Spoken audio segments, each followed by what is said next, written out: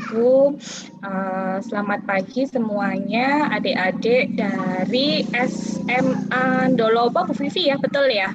Iya Ibu, dari Ndolopo. Oke, dari SMA Ndolopo. Alhamdulillah, Hirupil Alamin. Hari ini saya berkesempatan untuk bertemu dengan adik-adik dari SMA Ndolopo meskipun secara virtual, tidak bertemu dengan langsung.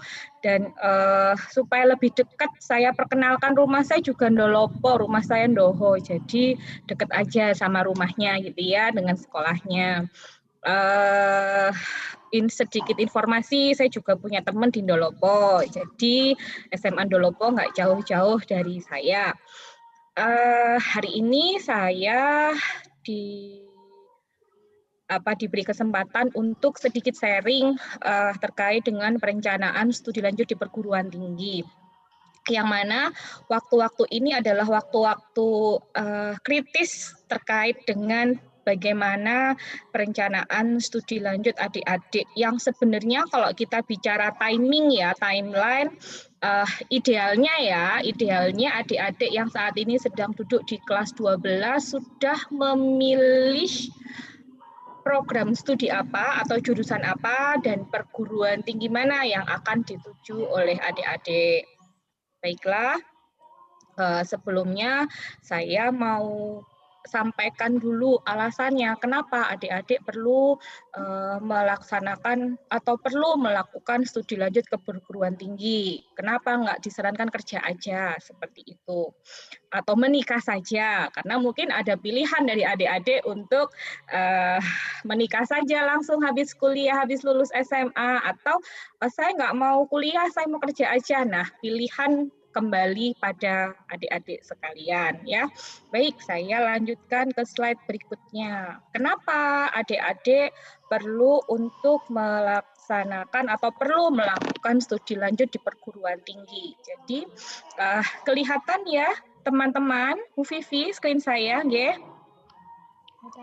Jadi kalau kita lihat dari siklus perkembangan, dari periode perkembangan ya, sekarang posisinya adik-adik yang duduk di bangku SMA itu adalah pada poin ini ya. Jadi adik-adik sekalian ada di sini. Nah, ini dia. Sekarang posisinya ada di sini. Ya, berarti adik-adik SMA sekarang sedang berada pada masa perkembangan remaja.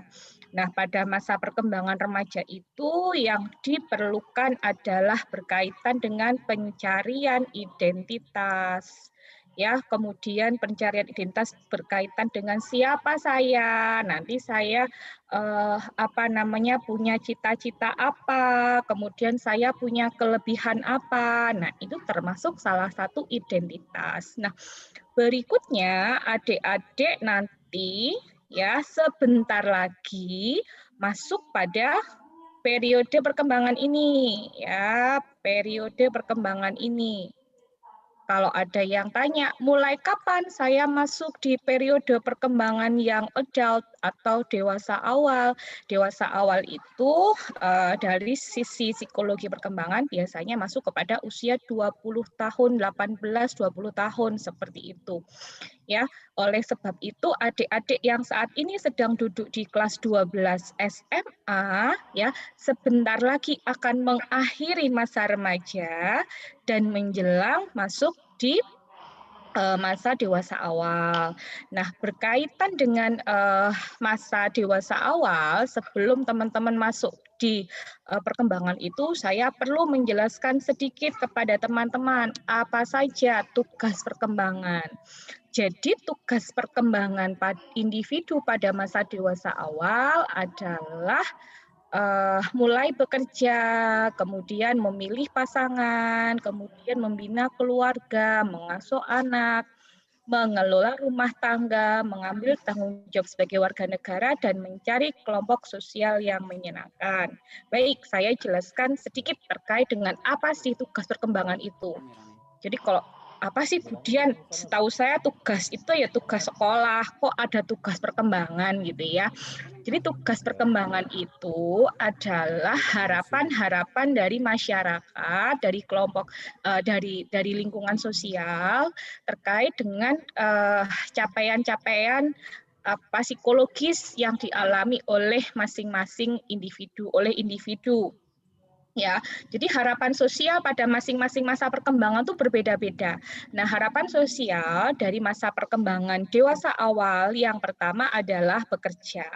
Nah, bekerja itu ya kalau kita bicara dasar, bicara background, maka bicara apa ya bekal, maka perlu adanya pengetahuan.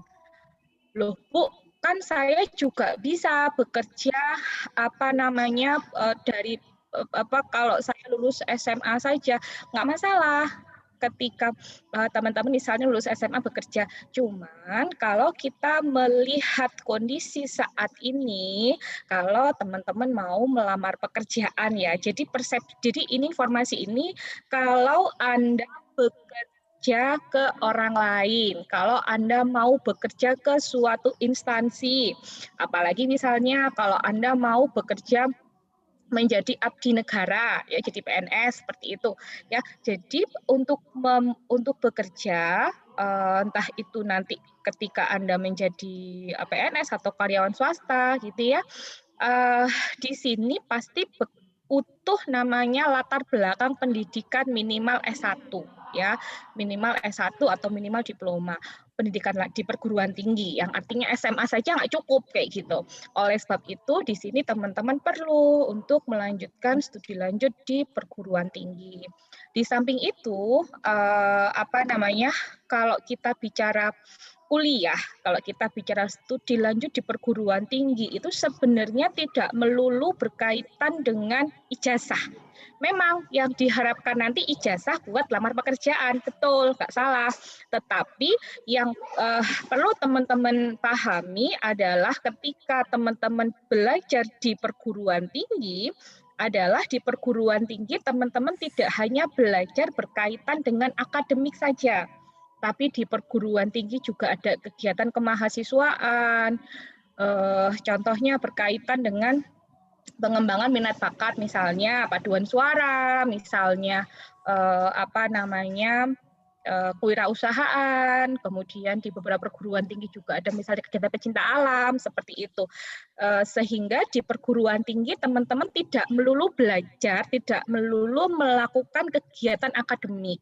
Nah, hal yang penting di perguruan tinggi adalah teman-teman belajar untuk berorganisasi, dan ilmu itu sangat penting ketika nanti teman-teman terjun ke masyarakat ya. Baik, untuk tugas-tugas perkembangan berikutnya mungkin kita perlu membuka sesi yang lain ya. Kalau saya menjelaskan tugas perkembangan yang lain ini butuh sesi yang cukup banyak juga. Jadi saya lanjutkan. Jadi tadi ya, kenapa adik-adik perlu untuk apa namanya belajar di perguruan tinggi, karena salah satu tugas perkembangan dari adik-adik nanti adalah mulai bekerja. Dan salah satu bekal untuk bekerja adalah melaksanakan studi lanjut di perguruan tinggi, gitu ya. Oleh sebab itu, teman-teman, saya perlu memperkenalkan apa saja sih apa namanya jenis-jenis perguruan tinggi yang ada di Indonesia. Jadi di sini di Indonesia itu apa namanya yang perlu teman-teman ketahui, mungkin taunya hanya universitas aja. Jadi pendidikan itu ada pendidikan apa namanya pendidikan akademik yang sifatnya akademik, kemudian ada pendidikan vokasi dan ada pendidikan profesi. Apa yang dinamakan dengan pendidikan akademik, yang artinya pendidikan akademik itu adalah sebagian besar memberikan bekal informasi pengetahuan yang sifatnya akademik. Sementara pendidikan vokasi ya hasil luaran yang diharapkan nanti adalah berkaitan dengan kemampuan apa namanya tidak hanya kemampuan ilmu saja tapi juga ada keterampilan, sehingga setelah lulus nanti alumninya, mahasiswanya siap untuk bekerja. Selanjutnya, pendidikan profesi ini adalah pendidikan lanjutan yang berkaitan dengan profesi tertentu yang mana sebelum masuk ke pendidikan profesi diawali dengan pendidikan akademik, ya. Oke, saya lanjutkan ke bentuk perguruan tinggi. Ya, ini sebagian sudah saya jelaskan di atas tadi. Jadi bentuk perguruan tinggi itu ada universitas, ada institut, ada sekolah tinggi, ada politeknik, akademi, dan ada akademi komunitas.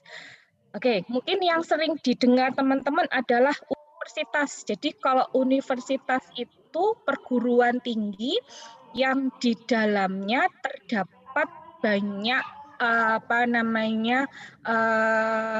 bidang studi, artinya banyak ilmu gitu ya. Ilmunya banyak, artinya bukan serumpun. Nah, kalau serumpun itu masuknya di institut ya. Misalnya dulu sebelum menjadi universitas, UNIPMA dulu adalah salah satu bagiannya adalah IKIP ya. IKIP artinya IKIP itu berarti rumpun ilmunya adalah kependidikan seperti itu. Jadi teman-teman harus tahu dulu ya bentuk perguruan tinggi. Kemudian ada sekolah tinggi gitu ya, sekolah tinggi. Contoh sekolah tinggi yang teman-teman kenal adalah misalnya STAN ya, sekolah tinggi akuntansi ya. Tuh, kemudian sekolah tinggi perikanan ya, STPI ya di Jakarta. Kemudian ada politeknik ya, politeknik, akademi dan akademi komunitas ini merupakan jenis pendidikan vokasi yang artinya jenis pendidikan vokasi itu adalah luarannya atau capaian lulusannya nanti, setelah lulus nanti langsung bisa bekerja ya. Lalu apakah kalau universitas, institut, dan sekolah tinggi itu nggak langsung bisa bekerja? Pasti bisa langsung bekerja, cuman di politeknik, di akademi ini di dalam masa pendidikannya prosentase antara teori dengan praktek itu lebih besar prakteknya karena memang outputnya nanti alumninya diharapkan langsung bisa bekerja. Contohnya kalau akademi kebidanan, berarti lulus dari akademi kebidanan nanti bisa langsung menjadi bidan seperti itu ya. Sehingga nanti teman-teman harus tahu dulu ya yang mau dituju itu masuk ke universitas, ke institut, sekolah tinggi, ataukah politeknik. Nah, sebelum teman-teman tahu ini, hal yang tidak kalah penting adalah teman-teman harus kenal dulu. Ini dia. Kok kayak ular ya. Jadi yang terpenting teman-teman harus kenal bakat atau potensinya dulu. Ya. Oke. Ada yang sudah tahu bakat belum atau masih bingung dengan bakat? Ini namanya Mbak Amalia dari SMA Dolopo. Saya persilahkan. Sudah tahu belum bakat itu atau potensi apa? Silahkan. Halo Mbak Amalia. Mungkin bisa dibuka mic-nya. Sudah bisa kenal bakat atau potensinya? Belum tahu. Belum tahu.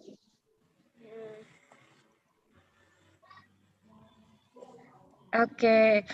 Ini dari SMA Dolopo ya. Seingat saya di SMA Dolopo itu kalau tidak salah pernah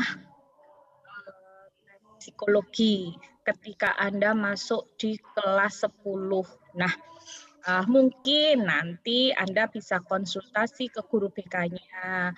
Dulu ketika ketika hasil tes itu bakat atau potensinya apa ya. Kemudian saya akan bantu coba biar teman-teman bisa memahami apa sih bakat itu. Saya langsung masuk ke slide berikutnya ya.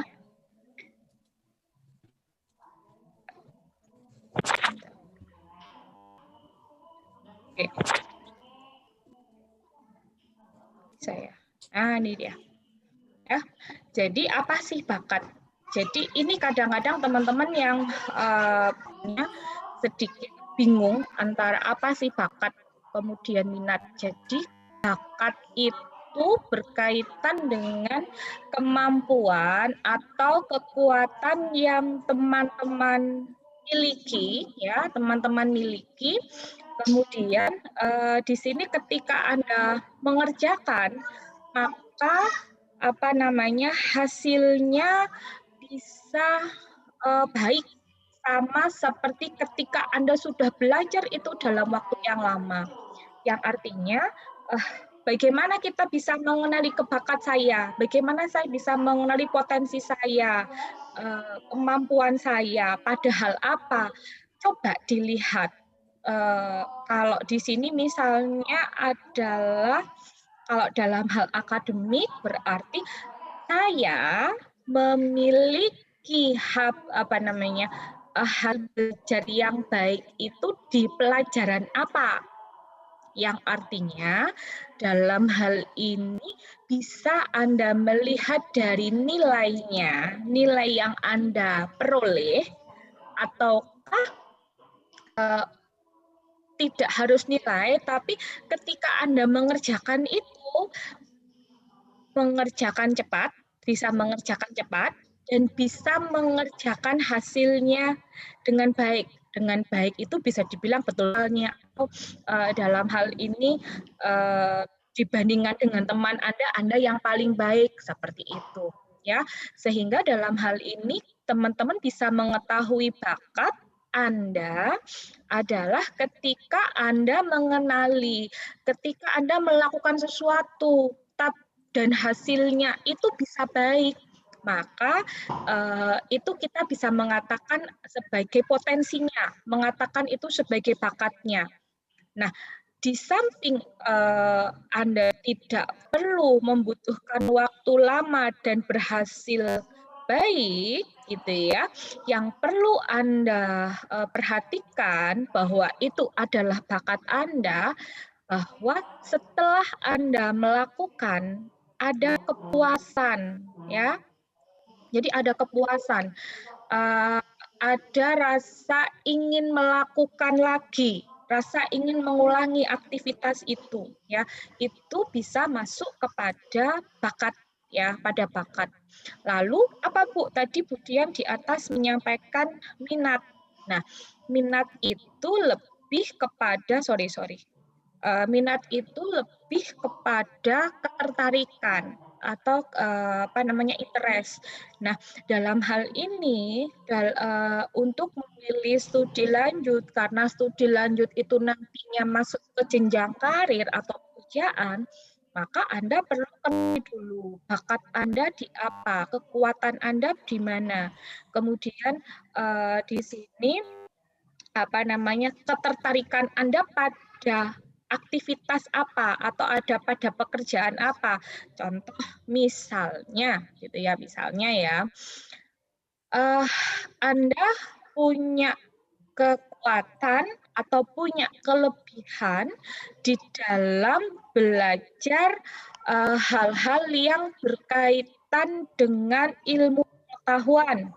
Misalnya sekarang Anda duduk di kelas IPA, ya, di kelas IPA itu kan banyak ya, ada matematika, ada fisika, ada kimia, ada biologi gitu ya. Misalnya saya kalau belajar yang berkaitan dengan mata pelajaran biologi itu saya bisa belajarnya itu saya nggak butuh waktu lama, ya, belajarnya saya nggak butuh waktu lama, tapi saya bisa memahami dengan cepat, dan setiap saya ujian, saya memiliki hasil yang baik. Nah, berarti ada kemungkinan Anda memiliki kekuatan di ilmu eksak. kita di pengetahuan alam. Ya, berikutnya minatnya apa, gitu ya. Ternyata di biologi itu saya suka berkaitan dengan biologi yang mempelajari tentang manusia. Dan saya tertarik untuk kegiatan yang sifatnya menolong orang lain, memberikan bantuan kepada orang lain. Saya ketika SMA juga aktif di PMR misalnya. Nah, berarti Anda sudah punya potensi, sudah punya kelebihan di bidang pengetahuan alam tadi berkaitan dengan manusia, kemudian punya ketertarikan yang tinggi di bidang bagaimana memberikan pengobatan kepada orang lain, dan nilai-nilainya bagus di situ ya di bidang eksakta, sehingga bisa saja ketika di perguruan tinggi nanti Anda misalnya memilih bidang studi misalnya kedokteran, misalnya seperti itu. Jadi dalam hal ini kalau kita bicara program studi atau studi lanjut apa ya kita kenali dulu. Bu, tapi saya nggak suka nolong. Saya sukanya hanya berkaitan dengan mempelajari manusianya saja. Dan saya pengen meneliti. Nah, bisa kalau biologi berarti nanti mungkin bisa masuk di di biologi gitu ya. Karena saya juga suka loh Bu ngajarin orang lain. Nah, biologi itu kan ada biologi yang sifatnya biologinya itu adalah murni, ada biologi yang sifatnya kependidikan. Nah, misalnya berarti nanti bisa masuk di pendidikan biologi. Kebetulan di sini juga ada Bu Nurul dari pendidikan biologinya Unipma. Nah, nanti bisa tanya lebih lanjut gambaran saya sedikit tadi. Gitu ya Bu Nurul?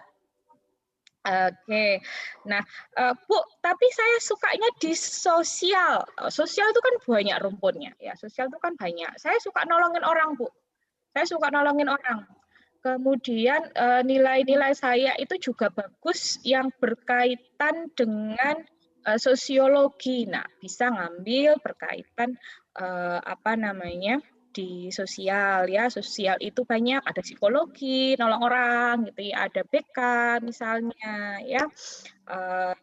Di sini teman-teman yang terpenting adalah kenali dulu minat Anda apa, potensi apa, ya, bakatnya apa dari teman-teman. Nah, setelah Anda kenal dulu potensinya, saya pengen jadi apa, saya punya kekuatan apa, yang berikutnya yang perlu teman-teman cari tahu adalah informasi tentang jurusan yang Anda ambil, ya, informasi tentang jurusan yang Anda ambil.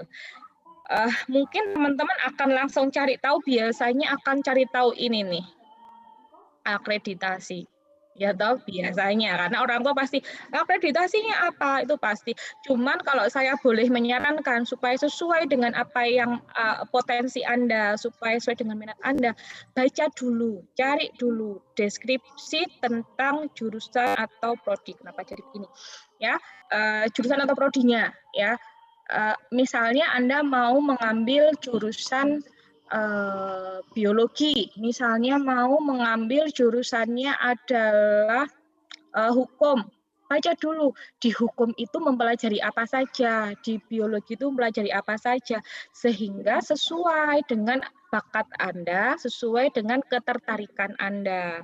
Ya, dan di sini yang paling mengenal diri Anda adalah Anda sendiri. Tapi tidak menutup kemungkinan Anda juga perlu bertanya kepada orang-orang yang telah berpengalaman. Misalnya kalau di sekolah adalah kepada guru BK, ya, bertanya pada guru BK itu sangat penting sekali karena guru BK memiliki progres belajar teman-teman selama Anda belajar di SMA, ya, itu. Kemudian yang perlu dicari tahu lagi adalah waktu studi. Waktu studinya berapa lama ya, berapa lama di sini. Kemudian prestasi dari jurusan itu. Nah, yang tidak kalah penting adalah teman-teman mencari tahu tentang ada tidaknya beasiswa ya, itu penting gitu ya, supaya teman-teman nanti juga apa namanya beasiswa itu kan berarti ada bantuan finansial di situ ya, sehingga nanti kalau bisa carilah perguruan tinggi yang banyak beasiswanya, salah satunya di Unipma banyak sekali beasiswanya ya. Berikutnya persiapkan baik fisik maupun psikologis. Ini yang penting. Karena beberapa perguruan tinggi memberikan persyaratan tidak hanya kesiapan belajar, tidak hanya persyaratan akademik, tetapi juga fisik ya. Contohnya misalnya kalau akan masuk di farmasi misalnya perlu tes kesehatan ya, kesehatan mata dan kesehatan tubuh semuanya ya. Oleh sebab itu dalam hal ini poin pentingnya adalah kenali dulu bakat Anda. Ya, kenali dulu bakat Anda, kemudian minat Anda pada bidang apa. Karena minat Anda itu nanti kaitannya adalah dengan profesi Anda, profesi atau karir yang akan Anda ambil setelah Anda lulus di perguruan tinggi, ya. Dan kalau tidak salah sekali lagi di SMA Andolopo itu seingat saya tahu, berarti Anda masuk 2019 ya. Kalau 2019 itu seingat saya di SMA Andolopo pernah ada psikotes ya. Coba tanya ke guru BK-nya ya terkait dengan hasil tes psikologinya ya. Jadi yang artinya apa? Bisa bakat sama minat itu teman-teman melihat dari pengalaman, melihat dari apa yang sudah dilewati.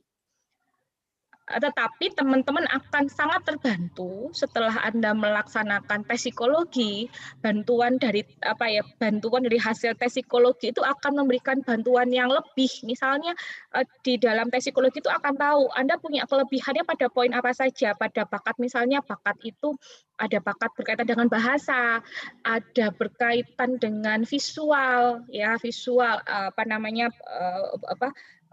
melihat, kemudian mengamati, kemudian berkaitan dengan hitung. Nah, itu ada. Saya di sekolah sudah pernah melaksanakan tes psikotes. Kalau teman-teman sudah terima, dibuka lagi ya. Kan nanti mungkin kalau sudah terima masih bingung, di Bu Vivi mungkin ada grup WhatsApp-nya, nanti saya bisa bantu Bu Dian, saya sudah dapat hasilnya seperti ini, baiknya saya mengambil jurusan apa, nanti monggo Bu Vivi sudah punya grup WhatsApp-nya, nanti saya akan bisa membantu untuk konsultasi itu di grupnya Bu Vivi, seperti itu ya. Kemudian di sini yang perlu saya sampaikan sekali lagi, browsing ya, jangan lupa browsing berkaitan dengan jurusannya ya, berkaitan dengan jurusannya. Bu, tapi saya bingung loh Bu, saya tuh sains itu juga biasa-biasa saja, sosial saya biasa saja. Saya tuh bingung mau kuliah, tapi jurusannya apa? Tapi sama orang tua saya suruh kuliah. Nah, jangan khawatir. Kalau mau seperti itu kan artinya banyak di perguruan tinggi itu banyak jurusan gitu ya. Yang perlu teman-teman kenali lagi sekali lagi bakatnya apa. Bu, saya sudah nyari, tapi saya masih bingung. Nah, ini saya sedikit promosi boleh ya Bu Nurul, Bu Vivi? Karena saya dari gitu ya. Boleh Bu. Boleh. Iya, boleh. Kalau bingung-bingung gitu ya, mau milih sains bingung, mau memilih ekonomi juga bingung. Yang pasti semua orang itu kalau yang perempuan jadi ibu, laki-laki jadi bapak gitu ya. Nah, di Unipma punya program studi yang di sini kalau Anda bingung mau milih apa, tapi kan semua pasti pengen jadi orang tua. Nah, di PG PAUD itu ready bekalnya di situ. Jadi kalau bingung kok milih prodi A kok itu saya nggak kuat di matematikanya, apa saya nggak bisa hafalannya. Nah, terus saya nanti bekerja apa? Yang pasti bingung bekerja apa ya? Teman-teman pasti semua jadi orang tua. Jadi terakhir gitu ya, saya kalau boleh saya promosi, ayo kuliah di PG PAUD aja karena di PG PAUD itu apa namanya teman-teman akan mendapatkan bekal bagaimana mengasuh anak karena semuanya kan nanti pasti pengen jadi orang tua. Nah bekalnya bisa di PG PAUD. Nah untuk jurusan-jurusan lain di Unipma mungkin Bu Vivi sama Bu Nurul nanti bisa menjelaskan lebih lanjut ya seperti itu. Ya, mungkin dari saya sedikit itu saja Bu Nurul dan Pak Waskita tadi ya. Pak Waskita, dari saya itu saja. Mungkin kalau diperkenankan tadi saya sudah nggih, monggo. Kalau luarannya PAUD selain guru PAUD, apakah bisa lulusan PAUD itu sebagai contoh mendirikan rumah atau tempat penitipan anak, tempat konsultasi anak, dan lain sebagainya itu loh, Bu. Sangat bisa sekali. Jadi kalau di guru PAUD itu kan endingnya memang jadi bu guru gitu ya, tapi jangan khawatir jadi di PAUD itu tidak harus jadi bu guru gitu ya. Tadi di awal saya menyampaikan, Anda nggak jadi bu guru, tapi kan yang pasti Anda jadi orang tua. Nah, ini sedikit saya juga sering kenapa dulu saya ngambil psikologi ya mungkin ya, karena saya background-nya psikologi. Jadi dulu saya pengen jadi dokter, tapi saya buat belajar ilmu kedokteran itu jelimet Bu Nurul, saya nggak sanggup belajar biologi yang sel-selnya kecil-kecil itu Bu Nurul. Makanya saya ngambil, jadi ini sedikit ya, mungkin sering dengan teman-teman yang bingung. Pengen bidang studi yang membantu, tetapi di sini kok saya ada kekurangan, berarti cari yang lain. Nah, misalnya, kenapa saya bilang PAUD ini, jadi saya merasakan sekarang ilmu di kepautan itu ketika kita jadi orang tua, dan ketika saya di prodi PAUD itu ternyata bukan hanya didik anaknya aja Pak, tapi di situ juga ada bagaimana berwirausahanya, seperti itu Pak Waskito. Jadi nanti bisa bikin semacam daycare-nya. Daycare itu adalah taman penitipan anak, seperti itu Pak Waskito. Kemudian di sini bisa menjadi wirausahawan, jadi nggak harus jadi bu guru. Dan yang penting adalah bisa memberikan bekal kita untuk menjadi orang tua. Karena orang tua nggak ada sekolahnya. Kita ketika masuk dewasa awal tadi ya, kita disuruh menikah juga nggak ada sekolahnya buat menikah. Gitu ya. Tapi sebenarnya beberapa saya membuka kelas Pak Waskito, kalau nanti mau berkenan bikin. Ini promosi lagi ini. Gitu ya. Kalau mau berkaitan dengan kelas pranikah, saya biasanya mengisi kelas pranikah Pak, karena memang nggak ada sekolah untuk menikah. Itu biasanya bimbingannya sebelum menikah. Nah, itu kan siap tugasnya disuruh berkeluarga, tapi nggak ada pendidikannya berkeluarga. Nah, itu nanti mungkin kita bisa buka kelas lagi Bu Vivi nggih. Karena mungkin aja adik-adik karena mungkin adik-adik mungkin saya nggak kuliah, saya mau langsung menikah aja, nanti kalau bikin kelas pranikah lagi saya ready Pak. Judulnya promosi hari ini, maaf ya. Jadi tadi Pak, jadi kalau di PAUD itu dibilang sekolahnya buat orang tua nggak ada, di PAUD ada. Jadi di PAUD ada sekolahnya untuk orang tua, di PAUD ada mata kuliah yang memang bagaimana menjadi orang tua yang baik, seperti itu. Ya, mungkin itu dari saya Pak Waskito. Iya, matur nuwun Bu. Ye. Baik, ada pertanyaan lagi? Mungkin teman-teman dari Dari Ndolopo SMA ya mungkin. ada yang ingin ditanyakan, mumpung Budian ada di sini. Saya persilahkan. Dari Ndolopo.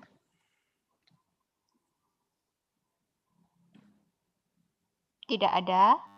Kalau nggak ada, mungkin saya cukupkan dulu Bu Vivi. Adik-adik sudah mau bermalam minggu sepertinya. Berakhir pekan gitu ya. Mohon maaf kalau dalam penyampaian tadi saya ada sedikit bercandanya dan kalau ada hal yang kurang berkenan saya mohon maaf sekali. Mungkin ini sedikit yang bisa saya sampaikan kepada teman-teman semuanya. Semoga ada waktu lagi untuk kita bisa sharing hal-hal yang lain. Mohon maaf, demikian dari saya. Billahi taufiq hidayah. Wassalamualaikum warahmatullahi wabarakatuh. Saya kembalikan ke Bu Vivi. Warahmatullahi wabarakatuh. Ya, terima kasih Budian sudah meluangkan waktunya pada kesempatan kali ini untuk membersamai kita semua.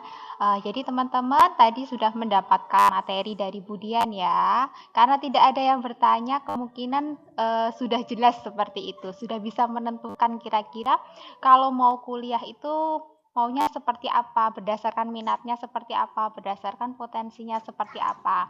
Nah, yang perlu saya garis bawahi tadi dari yang disampaikan oleh Budian, ketika kita memilih perguruan tinggi perlu dilihat, perlu dipelajari jurusannya, prodinya, akreditasinya, fasilitasnya seperti apa, beasiswanya seperti apa. Nah, itu perlu dipertimbangkan oleh teman-teman. Nah, teman-teman bisa mendapatkan informasi tersebut dari mana?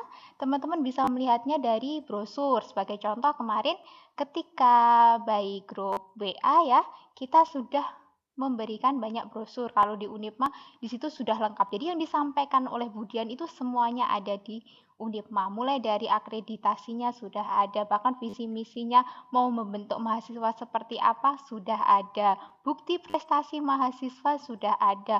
Alur pendaftarannya seperti apa juga sudah ada. Prodi-prodinya lengkap, jadi tinggal pilih. Jadi ketika teman-teman mendapatkan brosur itu monggo disimpan, siapa tahu berguna untuk bahan pertimbangan. Seperti itu. Harapan kita kan kita nggak akan salah pilih begitu ya. Jadi melalui brosur-brosur itu, melalui dari tampilan-tampilan, video-video yang biasa disosialisasikan oleh kampus-kampus lain, meskipun bukan kampus Unipma juga, mungkin dari kampus lainnya juga dapat, itu teman-teman bisa mempelajari, bisa membandingkan kira-kira saya kecondongannya kemana. Dan dengan tangan terbuka pastinya kami Unipma mengharap kepada adik-adik sekalian untuk bergabung bersama kami. Untuk lebih lanjut, ingin tanya-tanya terkait dengan Unipma, kita lanjutkan di grup BA. Seperti itu. Mungkin Bu Nurul, Pak Waskito ada tambahan? Sudah Bu, dari saya. Ya. Ya, Dedek mungkin bisa disimak lagi apa yang sudah kami sampaikan panjang lebar di grup WA kemarin. Kalau masih ada yang bertanya tentang beasiswa, itu udah lengkap semua. Ada yang 30%, 40%, sampai 60%. Silahkan dibaca ulang ya, diberi tanda bintang kalau perlu. Cukup Bu Vivi. Oke, terima kasih adik-adik karena memang ini hari Sabtu ya, benar katanya Budian, waktunya untuk beristirahat, untuk bermalam minggu bagi anak muda. Oke, terima kasih sudah bersama dengan kami. Kurang lebihnya mohon maaf. Sekian dari kami. Wassalamualaikum warahmatullahi wabarakatuh. Waalaikumsalam warahmatullahi wabarakatuh. Waalaikumsalam warahmatullahi. Saya undur diri ya Pak Waskito, Bu Nurul, Bu Vivi. Ya, Assalamualaikum. Terima kasih banyak Bu Dian. Terima kasih Bu Dian, terima kasih.